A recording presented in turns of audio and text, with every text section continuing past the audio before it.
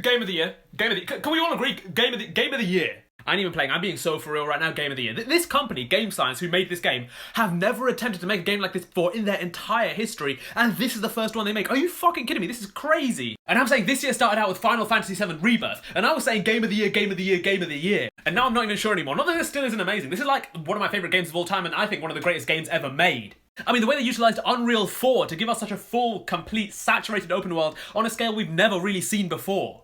They had practically no downtime on their fast travel from one end of the map to the other, and then they opened up continuous transportation throughout the entire map using the tiny Bronco. But then this thing came along and now I don't even know anymore. For context, I just finished Chapter 3 and I just beat the Cyan Loong, you know, the fishing dragon. He was a fucking prick. This is my very first time playing a Souls-like game. I know it's not properly Souls-like, like Bloodborne or Dark Souls or like Elden Ring, but it's pretty close. And I'd never interacted with those before because I was so afraid of From Software games. But this thing makes it so accessible and easier, but still very challenging. For context, I'm kind of embarrassed to admit, but it took me almost 50 tries to defeat the Wandering Wight because I've never been exposed to this kind of gameplay before, but by now I'm really used to it and it takes me between 5 to 10 tries to defeat most bosses, sometimes even on the first try. I'll tell you what, my favourite boss fights so far were like the Cyan Loong, the Black Loong, the electric woman who turns into a dragon, and the Tiger Vanguard. And the Tiger Vanguard is the best boss that I've come across so far in this game. He's challenging but not cheap, and that's perfect. And also he looks incredible. The moment you first see him and he's drinking blood out of a giant blood lake, I was like, God damn, you monster! And the White-Clad Noble, the first time I realised there were 2 phases to that boss fight, I was actually gonna lose it.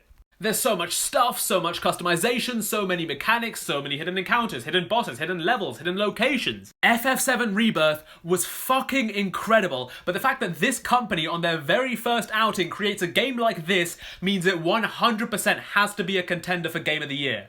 That's just me.